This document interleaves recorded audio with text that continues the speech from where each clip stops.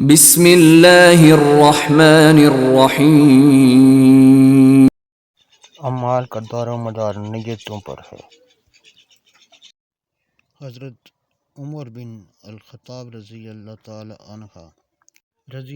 عنہ سے روایت ہے کہ آپ نے فرمایا، رسول اللہ صلی اللہ علیہ وآلہ وسلم کو فرماتے سنا کہ اعمال کا فیصلہ نیتوں سے ہوتا ہے۔